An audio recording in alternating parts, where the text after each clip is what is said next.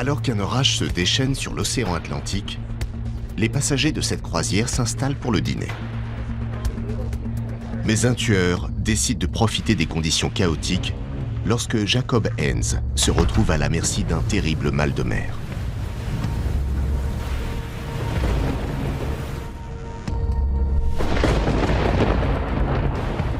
Isolé sur le pont du paquebot en plein brouillard, il ignore que sa fin est proche.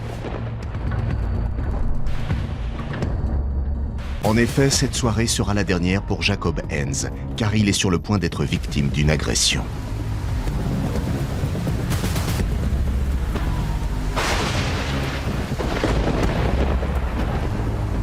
A priori, personne ne sait ce qui s'est passé. Alors qui a tué Jacob Hens et pourquoi ? Pourtant, une chose est sûre, plusieurs indices ont été effacés par la tempête.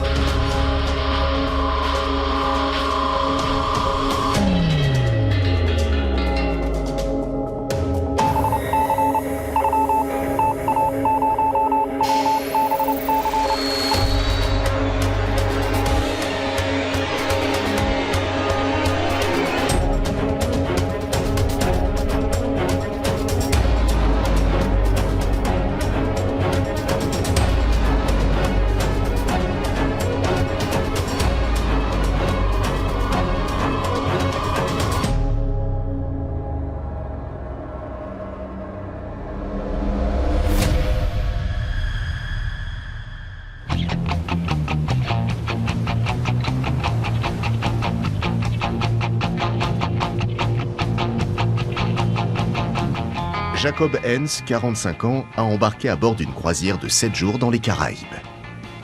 Le paquebot est parti de Fort Lauderdale en Floride et vient de faire sa première escale à Nassau. Après avoir fondé et dirigé une entreprise de services fournissant des camions blindés, Jacob Hens a fait fortune en vendant sa société à une multinationale. Je l'ai rencontré à Chicago quand il m'a engagé dans son entreprise. On est devenus amis assez rapidement. Il a fini par vendre son affaire pour aller explorer le monde, mais on est resté en contact. Cette croisière dans les Caraïbes sera la première aventure de la nouvelle vie de l'ex-entrepreneur. Après avoir réservé sa place, il donne rendez-vous à Peter, son frère, pour le retrouver à Fort Lauderdale une fois son voyage terminé.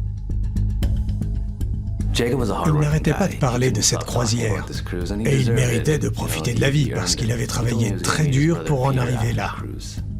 En attendant le départ, l'ancien PDG savoure sa nouvelle liberté financière en s'adonnant à ses activités préférées, l'une d'entre elles étant les jeux d'argent.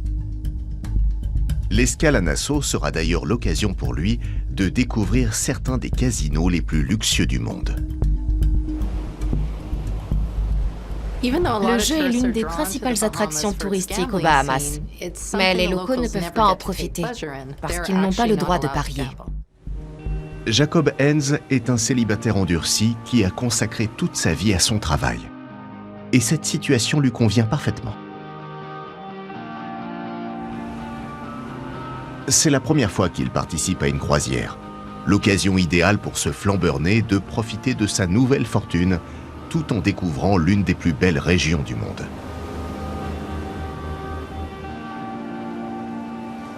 Mais Jacob Hens ne voyagera pas seul. Il a invité 2 amis avec qui il partageait son dortoir à l'université. Hector Kearney et Mason Gill. Ils le rejoindront à Nassau pour passer le reste de la croisière avec lui.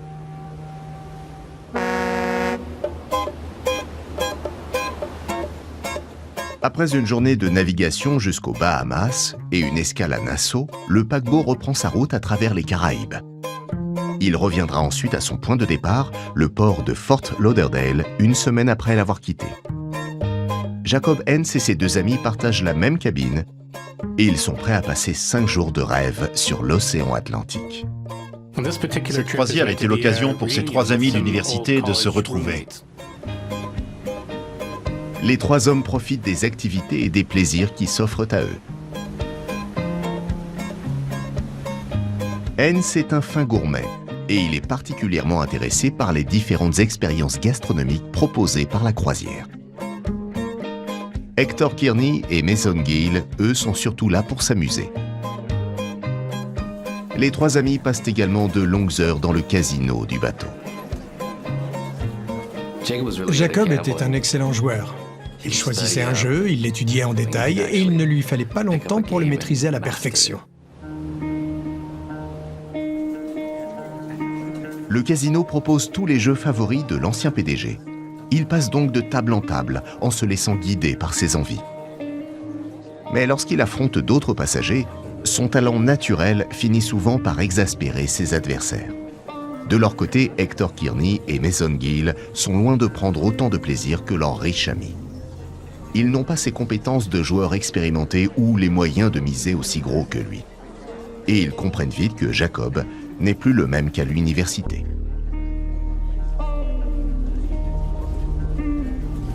L'ex-PDG aime le frisson des jeux d'argent et les divertissements en tout genre. Alors qu'Hector Kearney et Mason Gill continuent de faire la fête comme avant. Ce n'est pas parce que vous passez de bons moments avec quelqu'un dans le quotidien qu'il en sera de même pendant une croisière. Il faut bien choisir ses compagnons de voyage. Vous devez avoir des budgets similaires et des centres d'intérêt communs. C'est très important d'avoir les mêmes attentes quand on se lance dans ce genre de périple.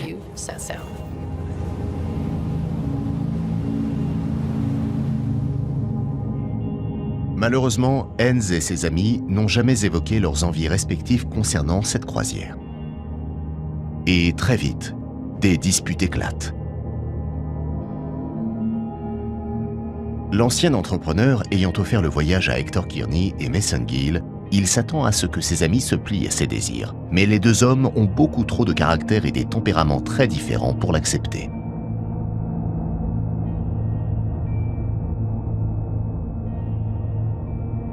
Lorsque la mer est calme, Jacob Heinz profite de chaque instant à bord, malgré ses désaccords avec ses compagnons de voyage.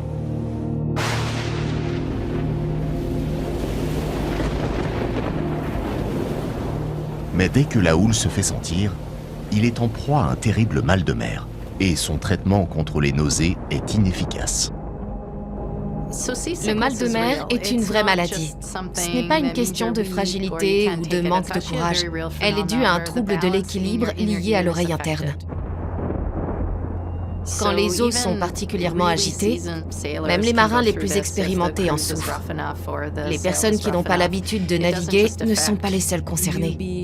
Le mal de mer peut toucher n'importe qui.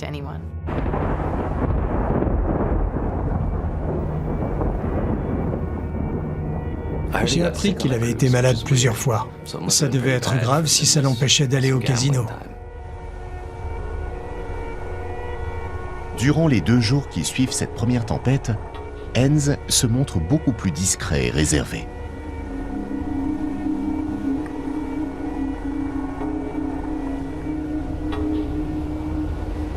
Il ne renonce pas aux tables de jeu pour autant, mais son attitude a clairement changé.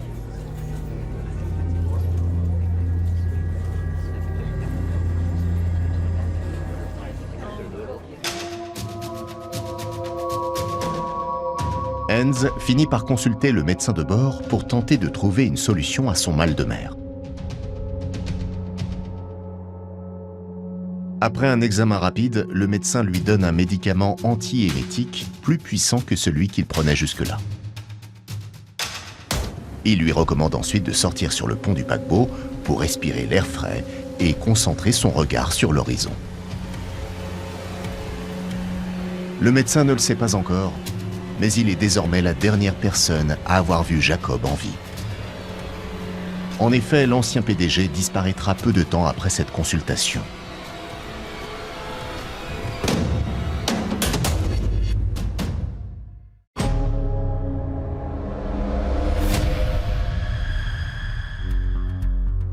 Jacob Heinz, un entrepreneur de 45 ans, vient de vendre l'entreprise qu'il a fondée.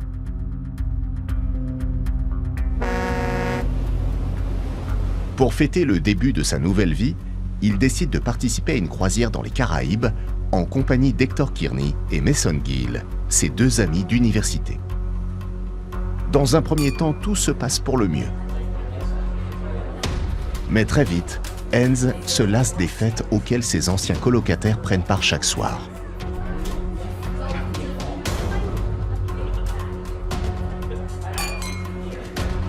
Malgré cette différence de personnalité, les trois hommes continuent de passer du temps au casino du paquebot. Hans est un flambeur invétéré et ses talents de joueur se confirment lors de ce voyage, durant lequel il enchaîne les mains gagnantes. Peu après avoir embarqué, Jacob Hans dépose une somme d'argent importante auprès de William Brazinski, le commissaire de bord. Le commissaire de bord se charge de l'administration générale à bord. Si une personne ne veut pas avoir trop d'argent dans sa cabine, c'est à lui qu'elle s'adresse pour en déposer une partie. Et il a d'autres missions, comme s'assurer qu'il y a suffisamment de provisions dans le navire avant d'appareiller, par exemple. Le commissaire de bord est aussi le responsable de la liste des passagers. William Brazinski travaille depuis 35 ans pour cette compagnie de croisière, au sein de laquelle il est monté en grade jusqu'à devenir commissaire de bord. Mais ce voyage est le dernier de sa carrière. Il prendra sa retraite une fois revenu à Fort Lauderdale. Après avoir empoché des sommes importantes dans les casinos de Nassau, Jacob Hans a décidé d'en confier une partie au commissaire de bord. Il lui indique également qu'en cas de problème, l'argent devra être remis à son frère. Une demande qui surprend William Brazinski. Jacob travaillait extrêmement dur, donc il n'avait pas beaucoup d'amis proches.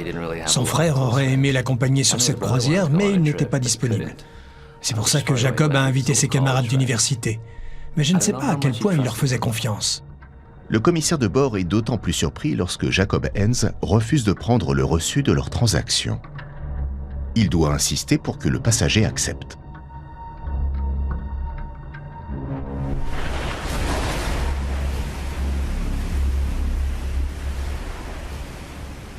Lorsqu'une autre tempête se lève le 4e soir, Jacob est aussitôt rattrapé par le mal de mer.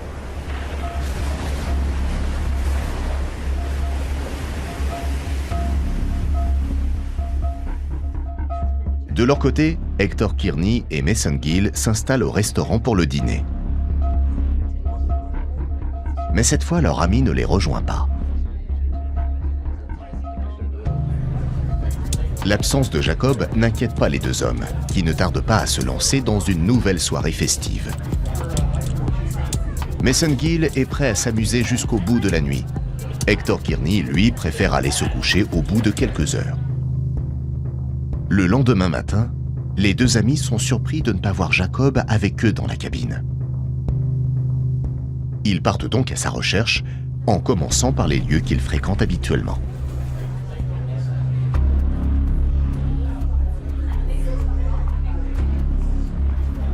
Mais l'ancien PDG est introuvable.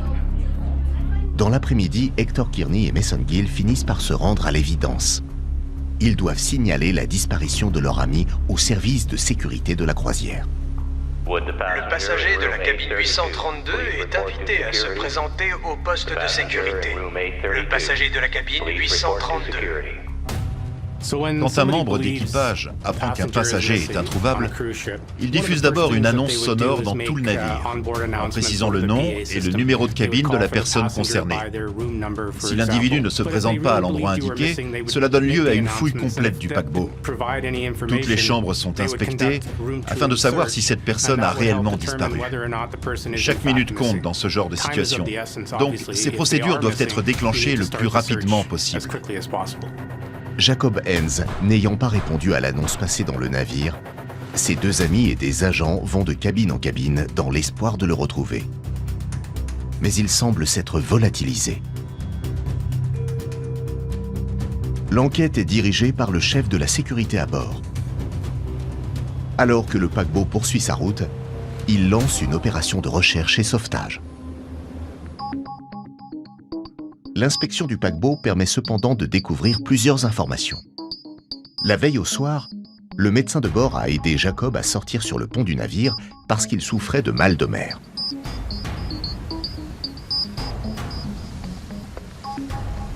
Est-il possible que la dernière personne à l'avoir vu vivant soit responsable de sa mort? Lorsqu'il est interrogé, le commissaire de bord informe les enquêteurs qu'il se rappelle très bien de l'ancien PDG. En effet, ce dernier lui a demandé de remettre ses affaires à son frère en cas de problème durant la croisière. William Brzezinski précise également que Jacob a d'abord refusé de prendre son reçu après avoir déposé de l'argent, comme s'il savait qu'il ne le récupérerait jamais. Aucun corps n'est cependant retrouvé. Les informations réunies par le chef de la sécurité laissent penser que Jacob Hens s'est suicidé.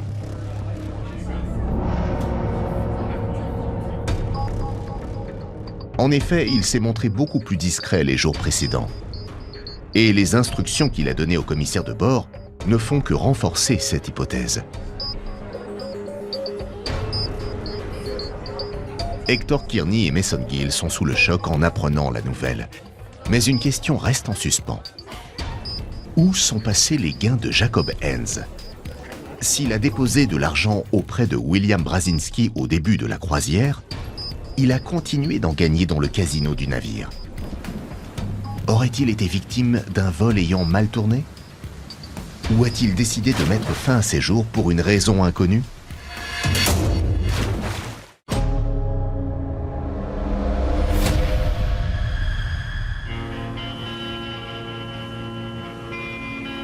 Jacob Hens et ses deux amis d'université ont décidé de faire une croisière d'une semaine dans les Caraïbes. Hens a beaucoup de succès aux tables du casino à bord. Mais Hector Kearney et Mason Gill n'ont pas du tout les mêmes centres d'intérêt que lui.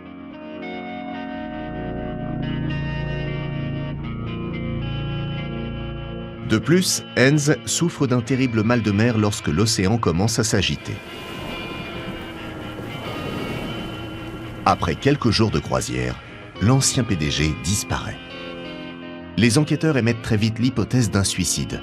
En effet, Jacob Hens a demandé au commissaire de bord de remettre ses effets personnels à Peter, son frère, en cas de problème durant la croisière.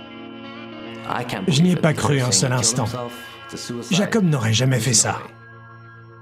Les croisières modernes respectent différentes normes de sécurité. L'une d'entre elles concerne le bastingage et les différentes parois présentes autour du navire, qui doivent toujours avoir la même hauteur. Cela permet d'éviter qu'une personne puisse passer par-dessus bord de manière involontaire. Donc soit Hens s'est jeté à la mer de son plein gré, soit il avait été poussé. Bien qu'ils soient en état de choc face à la situation, Hector Kearney et Mason Gill vont faire leur possible pour que les 3 derniers jours de croisière se passent le plus paisiblement possible.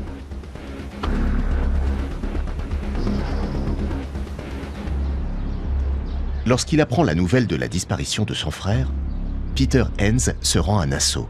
Il embarque sur le paquebot dès son arrivée et reste à bord pour la dernière partie du voyage en direction de Fort Lauderdale.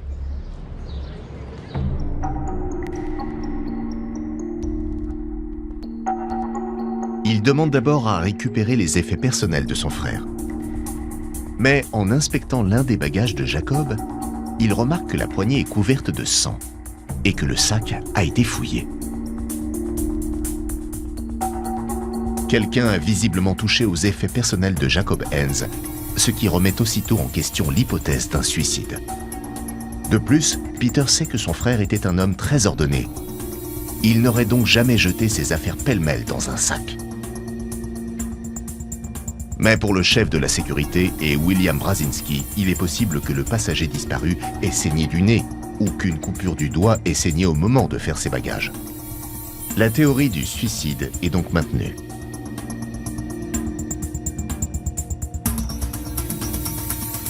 Peter Hens est d'autant plus surpris lorsqu'il apprend qu'il n'est pas autorisé à récupérer les affaires de son frère. J'ai eu beaucoup de mal à croire qu'ils aient pu penser à un suicide pendant si longtemps. Ce n'était pas normal qu'il y ait du sang sur son sac. Jacob était un homme extrêmement ordonné, donc il n'aurait jamais laissé ses affaires dans cet état. Une croisière est une sorte de ville flottante. Il y a une forte concentration de personnes au même endroit et les passagers sont constamment en contact les uns avec les autres. Donc ce sont des lieux où on peut facilement être victime de vols, d'agressions ou d'autres crimes de ce genre, comme dans une zone urbaine. Contrarié par la tournure des événements, Peter Enns décide de mener sa propre enquête. Il interroge plusieurs membres d'équipage au sujet du comportement de Jacob durant le voyage. Mais à son grand désarroi, et comme tant d'autres familles de victimes disparues lors de croisières, il n'obtient pas de réponse claire. Il finit cependant par croiser un officier de bord qui lui explique avoir vu son frère gagner beaucoup d'argent au casino. Si cette information ne surprend pas Peter Enns, elle lui donne néanmoins une piste à explorer. Il sait également que son frère a effectué la majeure partie du voyage en compagnie d'Hector Kearney et Mason Gill. Mais les deux hommes sont introuvables. Leur absence est très surprenante, compte tenu de la gravité de la situation. Peter se souvient que tous les trois ne s'étaient pas vus depuis plusieurs années. L'un des deux amis d'université de Jacob pourrait-il être responsable de sa mort ? Hector Kearney est entrepreneur lui aussi, mais la grande majorité de ses projets se sont soldés par des échecs. Et tout le monde, dans leur cercle d'amis, sait qu'il était à la recherche d'un investisseur pour sa nouvelle entreprise. Pendant la croisière, Hector Kearney demande à Jacob Enns s'il accepterait de devenir son associé. Mais l'ancien PDG, connaissant la personnalité de son ami, ne se sent pas prêt à investir dans son projet. Hector Kearney aurait-il décidé de voler l'argent gagné par Jacob Enns au casino pour financer sa nouvelle affaire ? Aurait-il été prêt à tuer son ami pour sa réussite personnelle ? Mason Gill, lui, est un commercial qui gagne bien sa vie. Il a déclaré vouloir participer à cette croisière dans le seul but de se détendre. Mais Hector et Jacob ignoraient qu'il était lourdement endetté. En effet, ses revenus élevés ne suffisent pas à financer son train de vie luxueux. Cette croisière entièrement offerte par Jacob Enns est donc pour lui une véritable aubaine.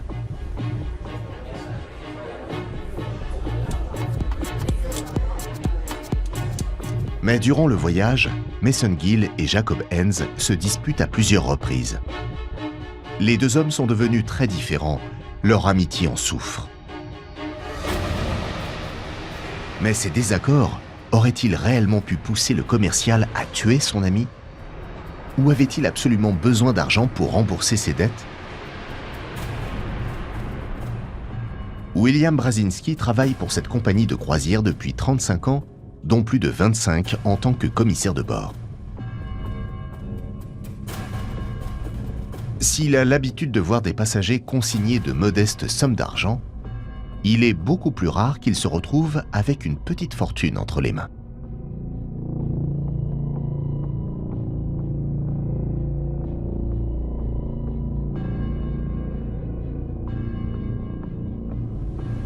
Ce voyage était le dernier de sa carrière, et après toutes ces années passées en mer, William Brazinski craint peut-être la vie de retraité qui l'attend. Aurait-il vu l'argent déposé par Jacob Enns comme la promesse de vieux jours paisibles ?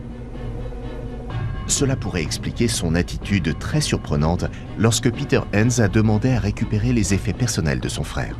De plus, aucun membre d'équipage n'a voulu répondre à ces questions. Difficile donc de ne pas penser qu'il se passe quelque chose d'étrange à bord. Le médecin du paquebot est également interrogé par les autorités. Mais il a un alibi pour le soir de la disparition. En effet, les consultations listées dans son carnet de bord indiquent qu'une femme enceinte est venue le voir au moment des faits, car elle craignait d'être sur le point d'accoucher prématurément.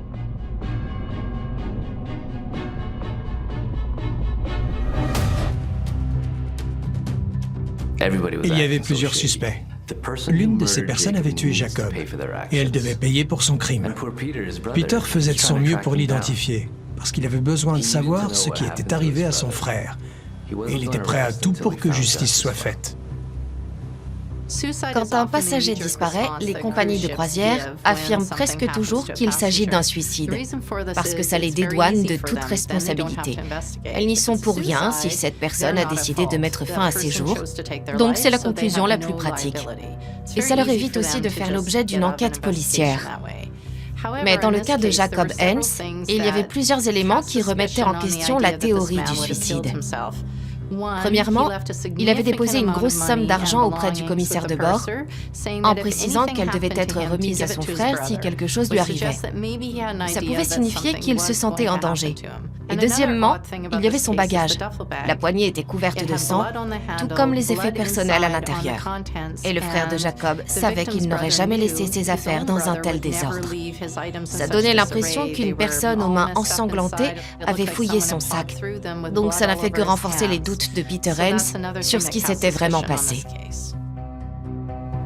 Compte tenu des informations qu'il a réunies, Peter Hens soupçonne 3 personnes d'avoir tué son frère. Hector Kearney, Mason Gill et William Brzezinski. Mais comment savoir qui est le coupable ?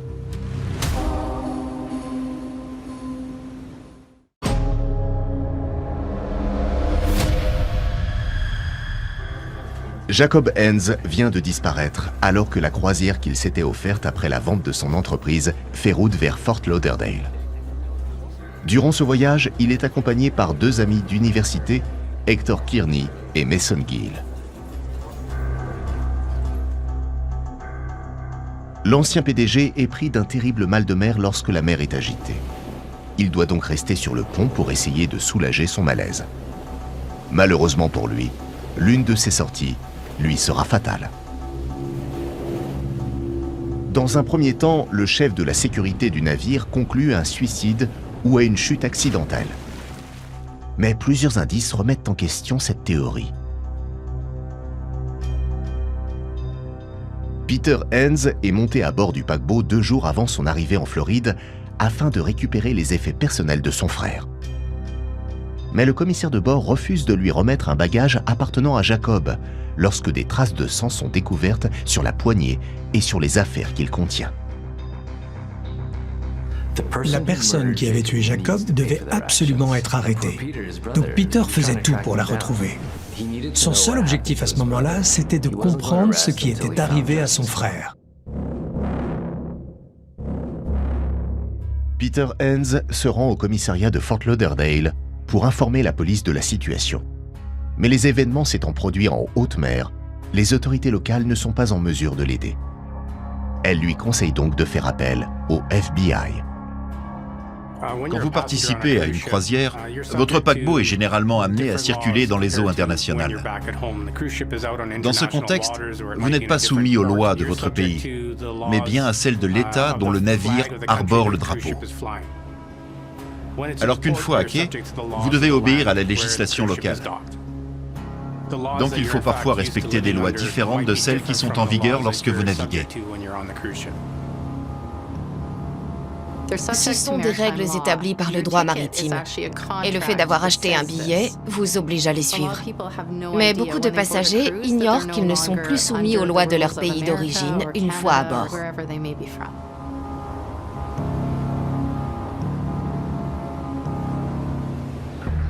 La disparition de Jacob Hens hante son frère Peter. Il est donc déterminé à comprendre ce qu'il s'est passé. William Brzezinski aurait-il décidé de faire assassiner Jacob pour s'approprier l'argent que ce dernier avait laissé en dépôt? Après tout, le commissaire de bord pourrait avoir convaincu Arthur Pearson, son assistant, ou un autre membre d'équipage de pousser Jacob Hens par-dessus bord. Ce voyage étant le dernier de sa carrière, William Brzezinski cherchait peut-être un moyen de s'offrir une retraite dorée.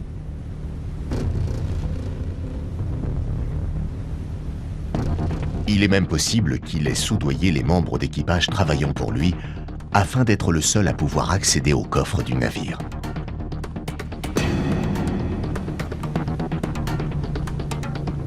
Au moment d'agresser Jacob Hens, son complice se serait ouvert la main et il aurait ensuite laissé des traces de sang sur le sac de sa victime. Mais cette personne a-t-elle réellement agi sur ordre du commissaire de bord? Et si c'est le cas, comment William Brzezinski pouvait-il savoir que ce bagage contenait de l'argent? Jacob Hens avait gagné une petite fortune au casino du paquebot, mais ses gains étaient introuvables, alors qu'il les avait rangés dans le fameux sac couvert de sang. Même les affaires à l'intérieur étaient tachées. Donc il était tout à fait possible que le coupable l'ait tué pour voler cet argent. Peter Hens se présente dans les bureaux du FBI pour signaler la disparition de son frère. Mais à sa grande surprise, il découvre qu'il était attendu. En effet, les agents souhaitent lui remettre les affaires que Jacob avait déposées auprès de William Brzezinski. La victime avait confié plusieurs effets personnels au commissaire de bord. Une somme d'argent assez importante et 2 montres en or qui lui appartenaient. Il n'avait pas été retrouvé lorsque sa cabine a été fouillée. C'est pourquoi les enquêteurs en ont d'abord conclu qu'ils avaient été volés. Mais le commissaire de bord a remis ses biens aux autorités dès l'arrivée du paquebot en Floride. Le fait que William Brzezinski ait donné les effets personnels de Jacob au FBI est suffisant pour l'innocenter. Mais 2 questions demeurent. Qui a volé l'argent gagné par l'ancien PDG au casino? Et comment cette personne savait-elle où le trouver? Les enquêteurs n'ont qu'une certitude, le coupable a pris la fuite. J'avais du mal à le croire, mais tout laissait penser que l'un de ses amis l'avait tué, alors qu'il leur avait offert la croisière. Il ne reste en effet que 2 suspects, Hector Kearney et Mason Gill. Il y a plusieurs raisons pour lesquelles l'un d'entre eux a pu passer à l'acte. Les 2 hommes avaient vu Jacob Hens gagner beaucoup d'argent et ils savaient où se trouvait le sac. Plusieurs disputes ont également éclaté entre les 3 hommes, notamment dues aux différences de moyens entre l'ancien PDG et ses 2 compagnons de voyage. Le meurtre de Jacob pourrait donc être une vengeance. Hector Kearney et Mason Gill étant tous les 2 à court d'argent, ce voyage gratuit était une opportunité en or pour eux. Mais même après avoir gagné une petite fortune au casino, leur ami refuse de leur venir en aide financièrement. Les 2 hommes pourraient donc avoir prémédité son meurtre durant les derniers jours du voyage. Ou peut-être ont-ils simplement agi dans un accès de rage. Quoi qu'il en soit, Hector Kearney et Mason Gill semblent s'être volatilisés.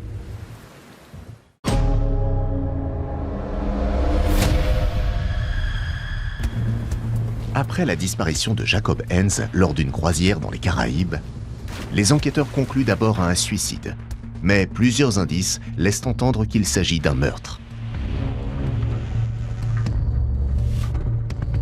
Le frère de Jacob soupçonne d'abord William Brzezinski, le commissaire de bord, qui semble avoir volé des effets personnels déposés par la victime, dont la somme de $10 000 en liquide.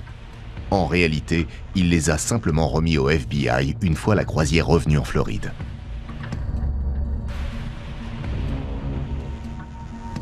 Il ne reste donc que 2 noms sur la liste des suspects, Hector Kearney et Mason Gill, les amis d'université de Jacob qui l'ont accompagné durant ce voyage.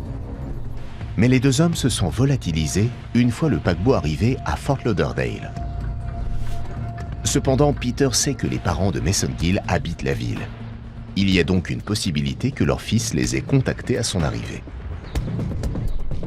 Par chance, l'ami de Jacob Hens a décidé de passer quelques jours chez eux. Il ne sait pas où se trouve Hector Kearney, mais visiblement, il n'a rien à cacher. Mason Gill commence par donner sa version de la soirée où son ami a disparu. Il explique s'être rendu dans la boîte de nuit de la croisière avec Hector Kearney. Mais ce dernier est allé se coucher beaucoup plus tôt que lui. Et tout au long de la journée suivante, son ami lui a paru presque nerveux.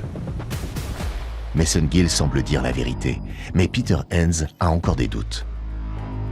Pour achever de le convaincre, le commercial lui affirme alors que les personnes avec lesquelles il a passé la soirée peuvent confirmer son alibi. Visiblement, Mason Gill n'est pas impliqué dans la mort de Jacob. Et c'est même avec une certaine émotion qu'il reconnaît qu'Hector Kearney et lui se sont disputés avec le frère de Peter. Ils n'avaient pas le même niveau de vie, et l'ancien PDG ne partageait pas leur penchant pour l'alcool et la fête. Mais malgré leurs différends, Mason Gill explique avoir fait de son mieux pour apaiser la situation. L'ami de Jacob Hens semble sincère et son alibi est crédible. Il ne reste donc qu'un seul suspect, Hector Kearney. Aurait-il décidé de tuer Jacob Hens lorsque ce dernier a refusé d'investir dans son projet? Je n'arrive pas à croire que l'un de ses amis ait pu faire ça. Peter était prêt à tout pour retrouver Hector Kearney.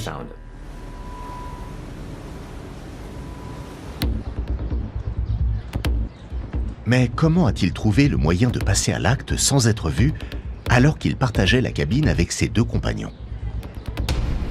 Lorsque Mason Gill décide de poursuivre sa soirée, Hector Kearney en profite pour rejoindre Jacob Hens sur le pont du navire. Il compte sur l'effet de surprise pour se débarrasser de lui. L'ancien PDG ne peut pas deviner que son ami a l'intention de le tuer.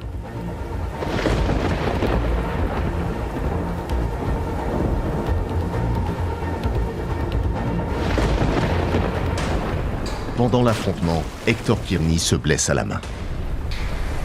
Mais la pluie battante et la mer très agitée effacent toute trace de sang présente sur le pont.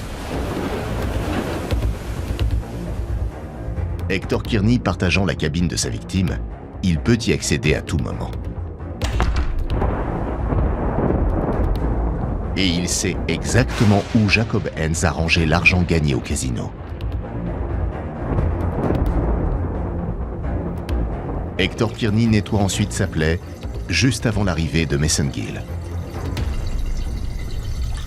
Le commercial a beau être en état d'ivresse, il remarque que Jacob n'est pas dans la cabine. Mais il se dit que son ami est probablement sur le pont ou au casino. Statistiquement, les meurtres sont plus souvent commis par des proches ou des connaissances de la victime que par des inconnus qui ont choisi une cible plus ou moins au hasard. Dans la majorité des cas, il y a un lien entre la personne assassinée et l'auteur du crime. Visiblement, Hector Kearney est beaucoup plus intéressé par l'argent de Jacob Hens que par son amitié.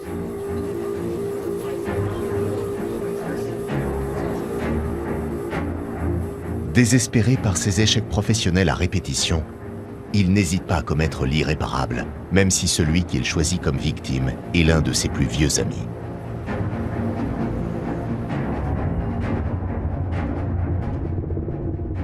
A-t-il agi par jalousie ou par cupidité? Hector Kearney est le seul à connaître la vérité.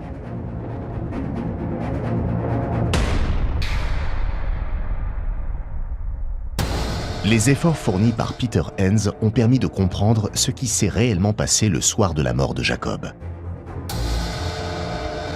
Mais Hector Kearney est toujours en fuite.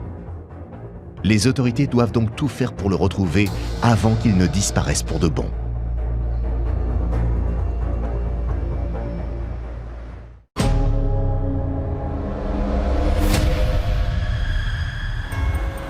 C'est le début d'une chasse à l'homme. Et il ne faudra pas longtemps pour qu'Hector Kearney soit localisé. Après avoir fouillé la zone portuaire où le paquebot a accosté, les autorités finissent par le retrouver dans sa ville natale. Le 15 août 2013, Hector Kearney est arrêté à Cedar Point, dans l'Ohio.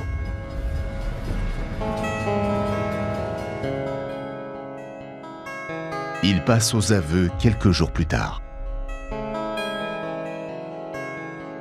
Quand on enquête sur ce genre d'affaires, la solution de facilité est de déclarer que la victime s'est suicidée et qu'il n'y a aucun élément qui prouve le contraire.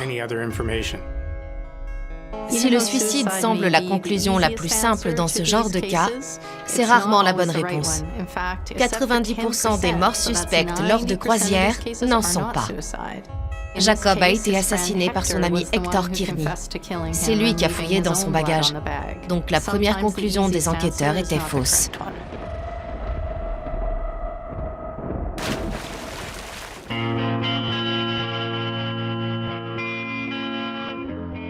La mort de Jacob Hens était une affaire plus complexe qu'il n'y paraissait. Et c'est la preuve qu'il faut toujours explorer toutes les pistes dans une enquête. Tout peut arriver lorsqu'on se retrouve en haute mer, au milieu d'une forte concentration de personnes, y compris un meurtre. Heureusement pour Jacob Hens, son frère n'a jamais renoncé à faire éclater la vérité. C'est invraisemblable qu'il ait dû se démener de cette manière. Mais grâce à lui, la vérité a été rétablie et Jacob peut reposer en paix. Je n'arrive toujours pas à croire qu'il est mort, mais je suis soulagé de savoir Hector Kearney en prison. Et j'espère qu'on se souviendra de ce drame, parce qu'une tragédie comme celle-ci ne doit pas se reproduire. Hector Kearney est condamné à la prison à perpétuité pour le meurtre de Jacob Hens. Il est également reconnu coupable d'avoir volé plus de 10 000 $ à sa victime. Bien qu'il en ait dépensé une partie, la somme restante est restituée à la famille de Jacob Hens. Hector Kearney continuera de payer pour son crime jusqu'à la fin de ses jours. Si Peter Hens ne s'était pas battu jusqu'au bout dans sa quête de vérité, l'assassin de son frère serait encore en liberté à l'heure actuelle. Malgré la tragédie qui a frappé sa famille,